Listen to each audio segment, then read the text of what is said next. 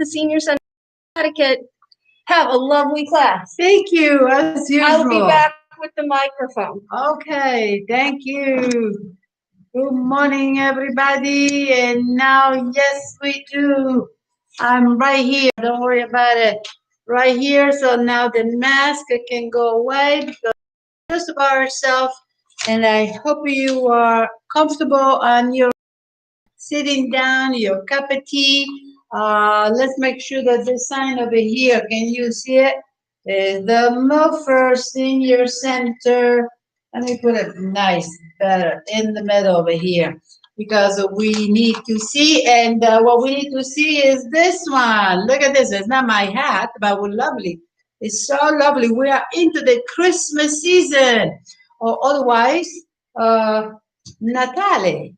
Okay, so are you guys ready for Natale, for all those wonderful little gift, cards, phone call, saying hello from the window, thinking about your memory? There's so many things to do during Christmas. It's not just, you could be sitting down on your sofa, in your best room, in your bed, in your chair, or whatever you want to choose. Just enjoy the memories because memories are great companions. Sometimes could be good, sometimes could be bad, but there's always a time to recollect with the past. Is it beautiful? And that's what I am always doing. All those long conversation, and I hope they're not just my monologue, but just are a way to converse, even though you're not here right now with me. I know you are right there. And I hope to do all this together. So while we are reconnecting today with the past, the Italian tradition, as usual. I understand sometimes said, Anna, I know you're going to say that. Can you talk about the present, what's happening? But what if I am talking about the past is because the past is in us, but we don't know. And so for me, this type of conversation are ways to explain to you that our past is always present in our life. For example, today we're going to see all those traditions, the Christmas tradition that in Italy are still around, and they're around for a reason. The first tradition is, as I told you in my previous monologue last week, all month of December, since the beginning of time, it was seen as a magic month. Why? They didn't know anything about Jesus' birth, right? So we go all the way back, okay? From these people, the pagans, which, by the way, I remind you, pagans means a person that lives outside the city. That was the meaning of that word. So they didn't know anything about Jesus, even though in all those religions, there were always some type of expectation for someone, something that was going to change the world. So they look at the sky during the month of December and they saw all the time in the same period there was a change. The days were shorter, the night was longer. And this was culminating in around the 21st of December. So they call that the winter solstice. Solstice means the sun, it looks like stops. So when they say, and they noticed that there were two winter type of this event, not winter, two solstice, two type of solstice, one in the summer, one in the winter. So they thought it must be something incredible. Something is happening in the sky.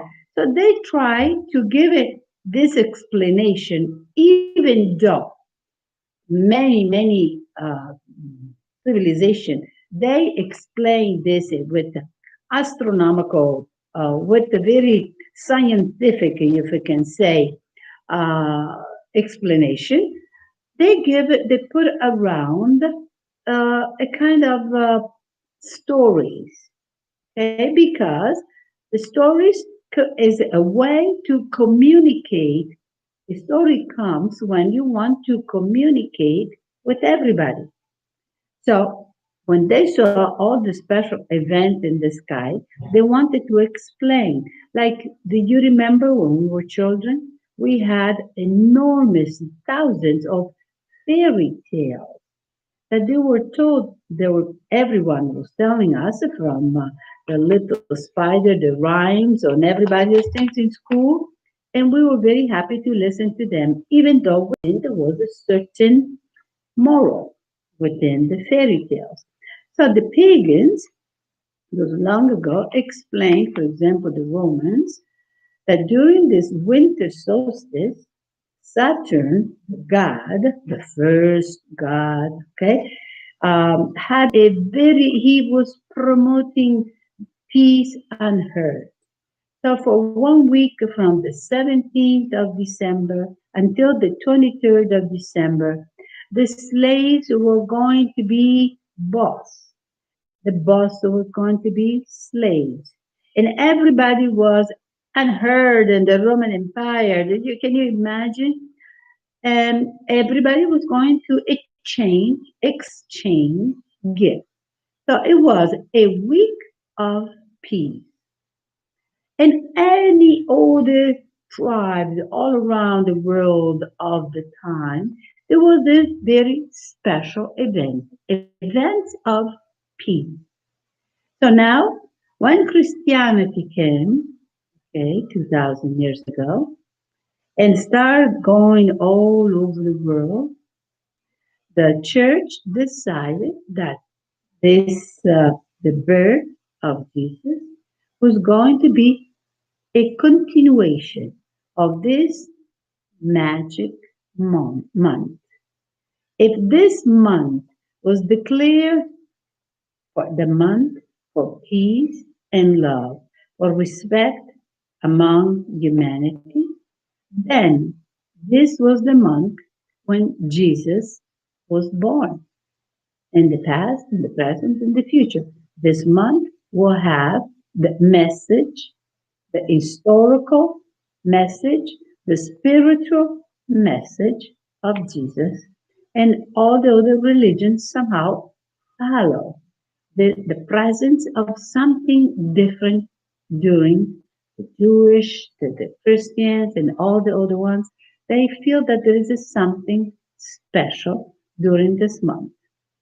So, because the continuation of this long people beliefs, traditions, we're going to see what traditions are in Italy during this month. So, just remember, if I tell you about the past, is because what we believe today has its foundation in the past. And the people before us, repeat again, before going into the Italian tradition, okay? The people in the past, they didn't understand, but they were already preparing themselves for something to be. It's like, they were at the beginning of this long process. Is as we go along during this incredible evolution of timing, we always want to know more. Never to forget when it started from the base. Okay, so let's go to Italy, and we're going to start from the beginning of the month. In Italy, the first feast to be celebrated in December is the 8th of December, the Immaculate Conception. When we celebrate that Mary, Jesus' mom, was born without the original sin. This kind of dogma, which means the truth that the church established, truth, it started only probably 200 years ago, something like that, a little less, to kind of present the Mary, Jesus' mom, as the mom's great mom for humanity. So the tradition in Italy was right now, things, people a little are not really pay attention to traditions anymore. They look more from the commercial celebration. So let's hope that one day these traditions will come back again in the real thing, not the commercial. The real tradition it was to go to church at sunrise. So you would get out of bed so nice and warm. Outside it was so cold and black and there was no sun. It was all dark. And you will go inside the church. And church is all into darkness. So you're ready falling asleep. That everything is outside is dark. The church is dark. Everything was dark.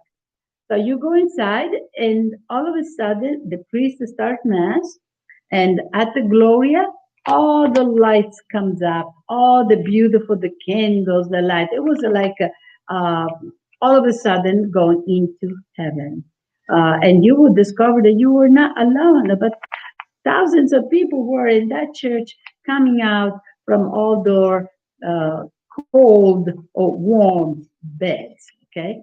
And so you celebrate Mass, and then after Mass, you have the typical, you go to a bar, right? The bar, you have your famous cappuccino with your famous bomboloni or donuts, the Italian donuts, okay? And you celebrate the Immaculate Conception. As the little children will receive a little gift. The gift it was not from Amazon or Walmart or whatever. It was a very fruit, probably oranges for good luck, chestnuts. We always, which by the way, chestnut is one of the richest fruit you can say, and in the winter is called like the gold wheat of winter, which is so good for you. So go buy something at the store, roasted them, boil them, because it's really is so 100% great for your body in the winter.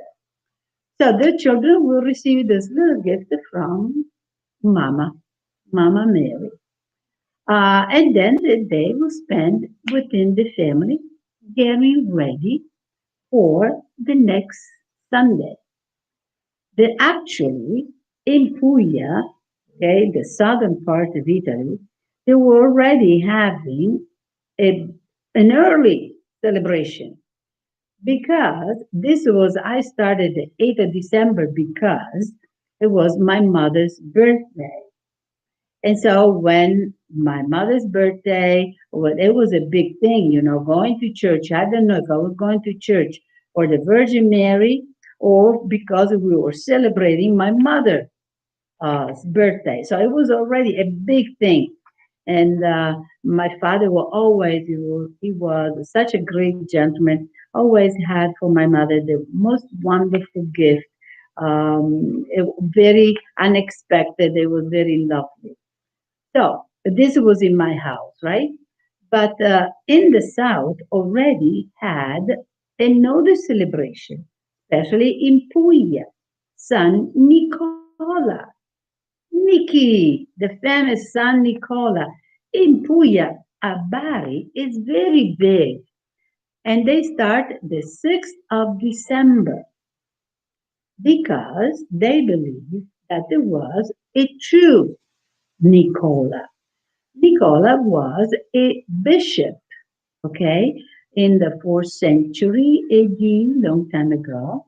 And he was such a good bishop that he would help all the children in town. And so he was very caring, okay, for children, for families. And so he was remembered. And as he died, they put in a tomb and all that stuff. Around 1000, okay, full century after that, there were some sailors.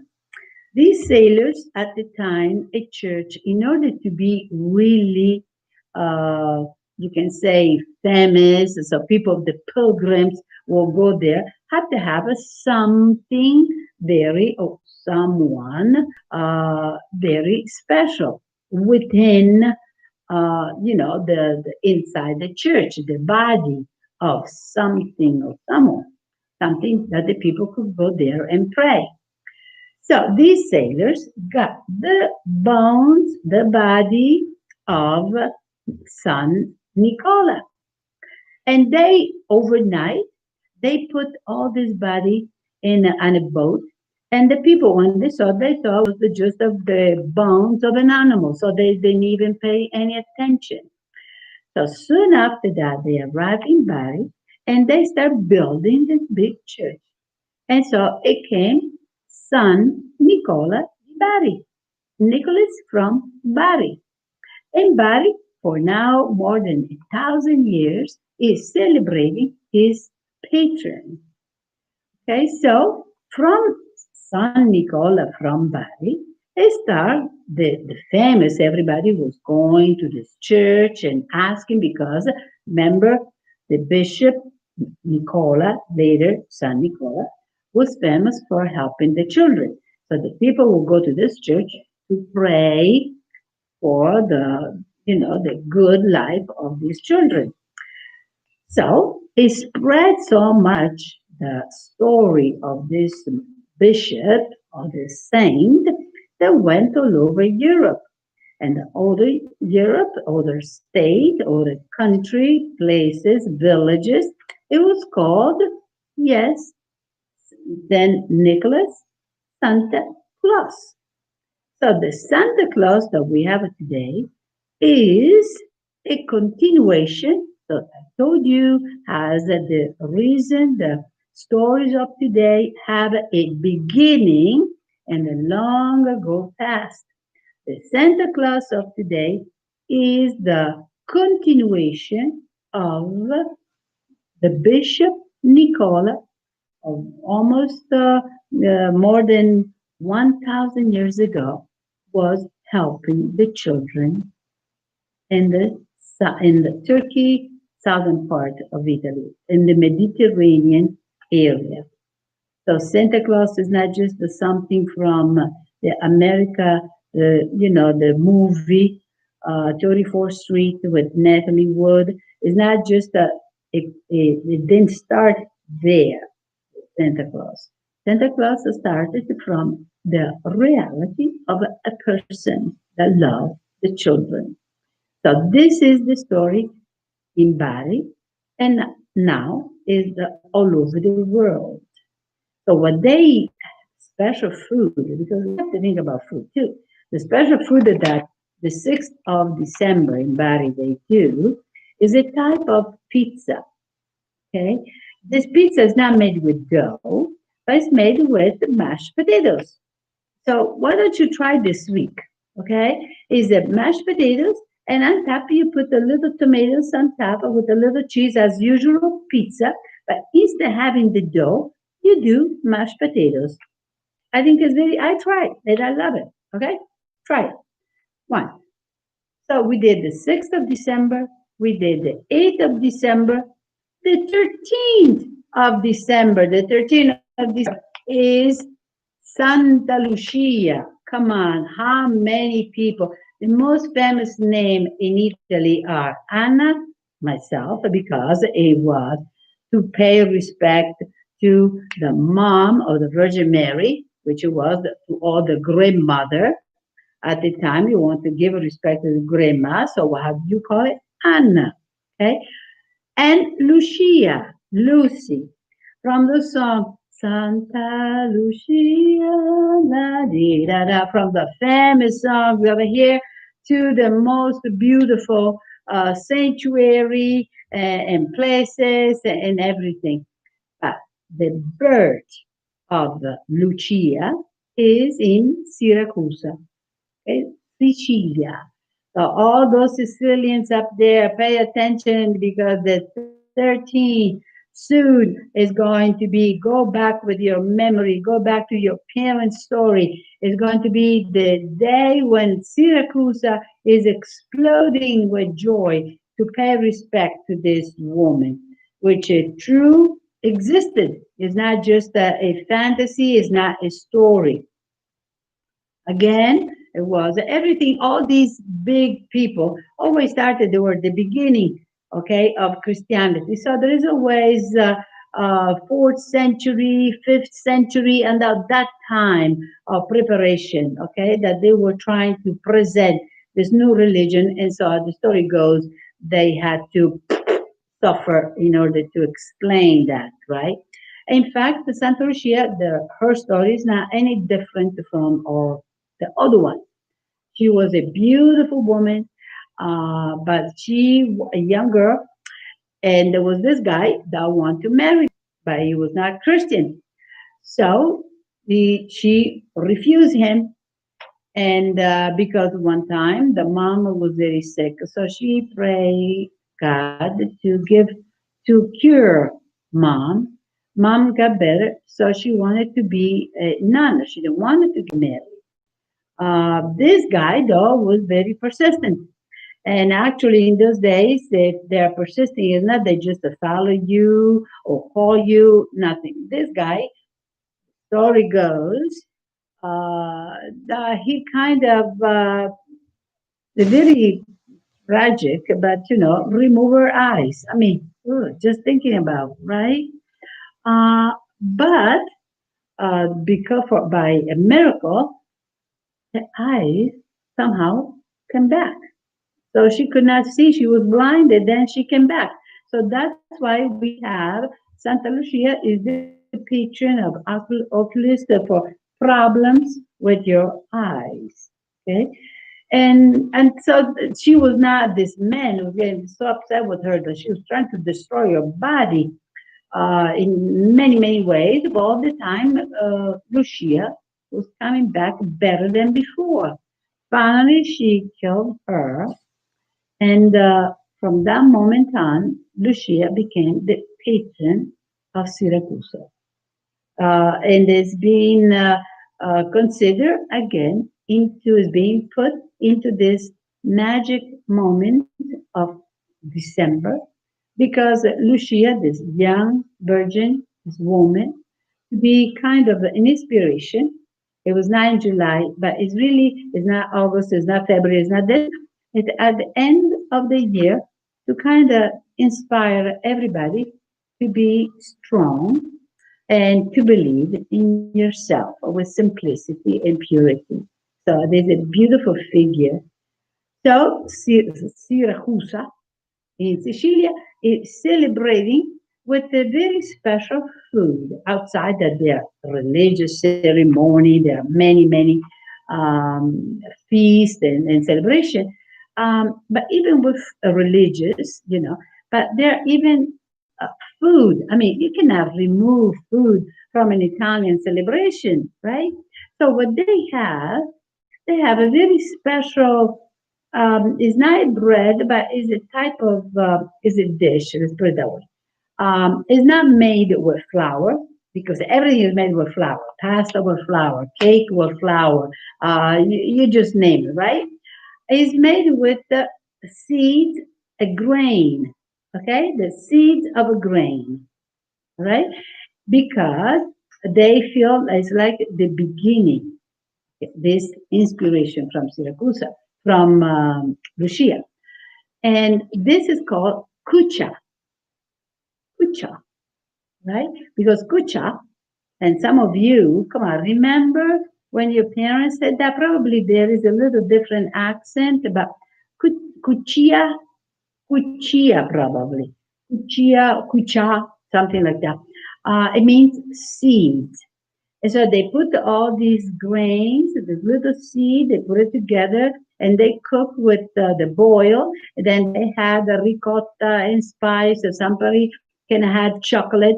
So it's a very special food that is being eaten the 13th of December in Syracuse and every other part of this Sicily. Next to this one, they will have arancini. Again, arancini is made the little oranges. Arancini is made with rice. So again, you do have the representation, the ingredients that are using for this recipe are like small seed, the small seed of grain, the small seed of rice. So this one too you can try. You can try remember from Puglia, the pizza with mashed potatoes, or you can try the arancini, which is leftover rice. You cook the rice, and then you have a little bean soup and this, and then you have some leftover. You get this rice and you put it, you give it a little cheese, the egg, the usual thing, and you make a little ball, okay, and then you fry. And this inside, people sometimes put the mozzarella, sometimes they put a little meat, sometimes you can just put a whatever savory flavors you can have. And then you fry, you make a little ball, okay? Leave in the refrigerator a little bit so they don't fall apart. And then you fry. And this is the special food in Siracusa for the 13th of December, Santa Lucia, and everything is getting ready for Christmas. But these are the moment of preparation, the moment to kind of go into the Christmas, the Christian celebration for in December with the birth of Jesus. Now, these are the celebration. Now, there are special, you can say, element, pieces of something to go along with this religious celebration.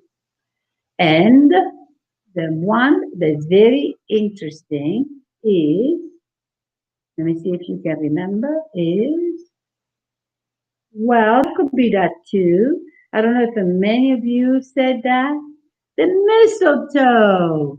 The mistletoe. You cannot prepare your room, your decoration without the mistletoe. And you put it, in between the doors. You put it on top, and you have to do the tradition. What is it, the tradition? What did you say? Yes, the kissing. The kissing. So, how that started? Well, let's go back again into the time. It was the Celtic tribe. So you Irish people are giving to the world the most beautiful traditions for thousands of years are still remembered. Sometimes we think that, just the Italians have their traditions when everything started from other tribes.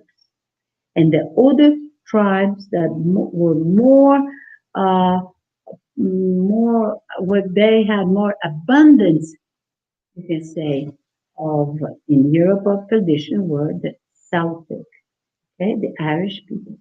So the Irish people, they loved forests and they loved trees.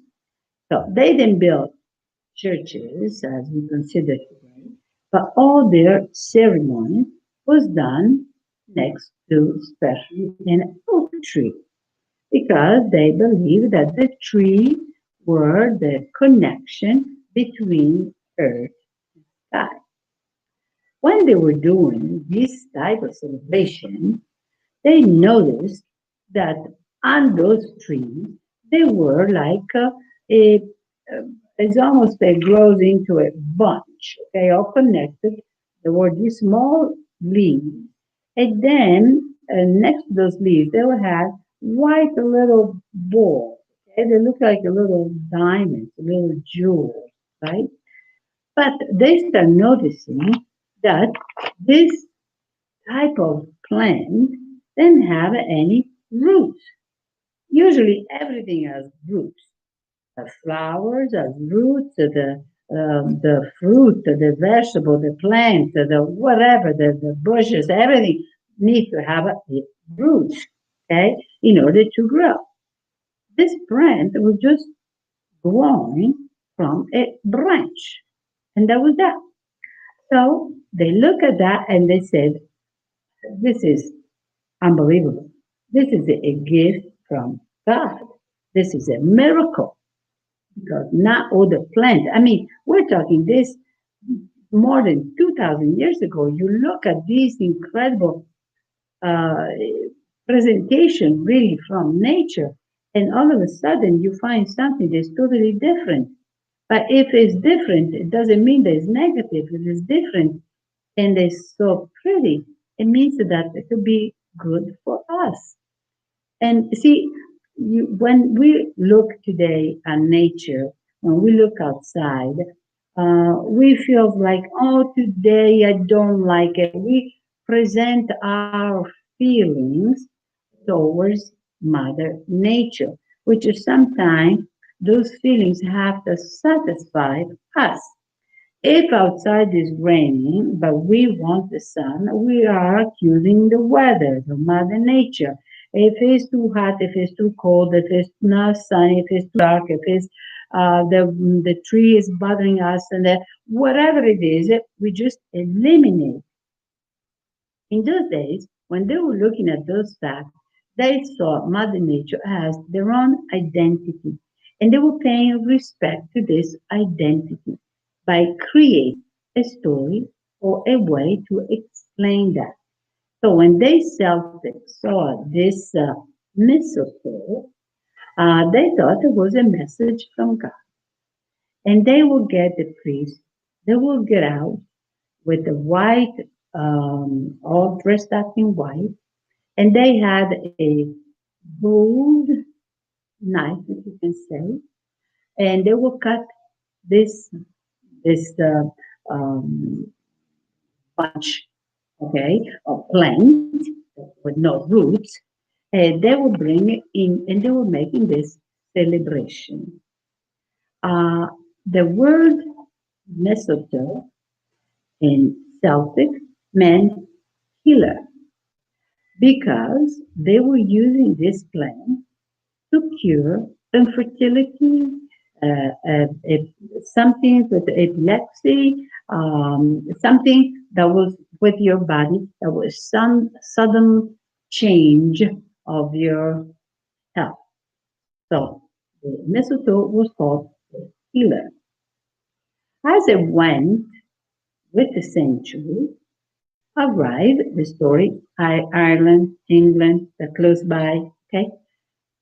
The English people start, okay, continuing the story. If they said before years, this is around 1800, right? This plant, they said, yes, it is magical. So somebody during Christmas time, they put it in between two doors in the arch, and they said, if this plant can cure infertility, okay, that means it's expression of love. Okay, to cure infertility, you have to have a somehow, before that, you have to have a connection with love. And so they made the traditions of kissing under the mistletoe. Okay, because even though this plant is very poison, so watch out for the animals, especially, you have to be very careful because it's poison, those white little balls, okay, in the leaves. If all the juice that they can make it up, they could have a good effect for, the body, for infertility and so on. So the kissing was part of the use of this plant. But it was very interesting how the English people, the name mistletoe is very in the old English, as the Celtic people give a name that was very nice, the healer, and that was that. The old English as a mistletoe, it means something real funny. It's not really. You know what does it mean? It means the poo on a stick. I mean, come on, they could have chosen a better name. We call it vischio. Okay, has a different thing. In Old English, mistletoe means the poo on a stick. It's not very romantic, okay? But hey, that's what they did, okay? So that is the mistletoe for Christmas. We give a kiss underneath because a good, very long time ago, it was used for to cure infertility. So there is again transported into the month of December a desire for reproduction, for love, for beauty, for society, because a society without children doesn't have any society. Okay, there's no society. So it is still part of this magic moment. Another big part of this magic moment is, yes, as you know, Christmas tree. The Christmas tree, which we do have the most famous.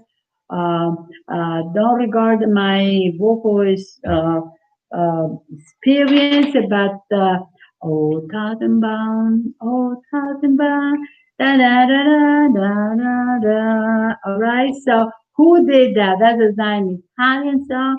That is a German. Because yes, the Christmas tree flower, the tradition. It then started in Italy. We have another tradition in Italy, which I'm going to tell you next time. But right now, the Christmas, the l'albero di Natale. L'albero di Natale is all over the world, and it starts coming now because the tradition is the tree. It's not it could have been, I don't know, the shoe, the chair, a flower, even though there is a poinsettia, but that comes from Mexico, okay? But this is the tree because the tree is the first one that you see in the Bible. The Bible started with the story of the tree of knowledge. So the tree is already a symbol of God's world. God's knowledge is the union between earth and sky. This incredible presence, the Celtic people, going back to them, they will get together around the tree to get the wisdom from the tree. A tree can survive. I mean, look at the all the beautiful parts and in the west of wonderful, enormous, the sequoia, this wonderful trees that can stay alive. In Italy, we don't have a sequoia, but we have a chestnut tree that has the wonderful age of 1,000 years old and is in Sicily near the Mount Etna chestnut tree. Such trees incorporate everything, all those good moments, the bad moments of any type of century. So this Christmas tree, it was used over the century, but all the tradition, all the religious, all the trees that were doing all the celebration around the tree, there were the most important meeting. The trees represented all the time the stories, the life of people. Okay, it was always with the tree, all the different moment of nature. It was always around the tree. So it was natural that the tree, which again, as I said, the tradition was done in Germany, in the northern part of Italy, then it was transmitted to all the other parts. They became, this tradition became commercial, you can say, all around the world, by the Queen Victoria. Her husband was from Germany. Okay, so he transported in London for Christmas. He will have a little 4 feet tall, not too tall, not too enormous, a tree. So Queen Victoria, that was so enamored of her husband, make sure that the husband every Christmas had to have this tree. So it went so much from England, then went all over the world. Then Italy, the Queen Margherita, okay, tried to, all the queens today, in those days, they all not call each other, but imitated. So transported in Italy, the Christmas tree, until arrived, you can say, in New York, the Rockefeller Center that has, with the Christmas tree, 25,000 lights. Day, a Christmas tree is this big representation between the celebration from the earth and the sky, has all these incredible lights. Wherever you're driving, they're all over, from Orange to Wallingford to North Haven. They are a family that put all these lights with this Christmas tree, artificial, real, and everything to again represent the connection between earth and the sky. Today we do with all those lights. In the past, it was done by put fruit and hard, dry fruit, corns, papers, and sometimes, yes, like candles. They will put candles, okay?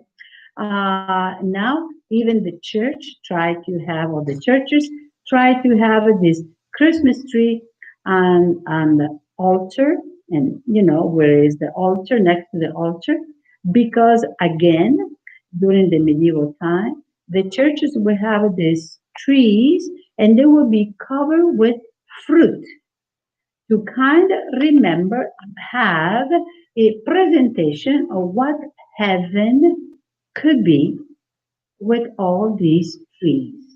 So that's why today in churches we have these, in the back of the altar, we have this Christmas tree, but they have lights. They don't have oranges or apples or chestnuts or pears. Okay, but that's supposed to be to kind of feel, make you feel like you are in heaven.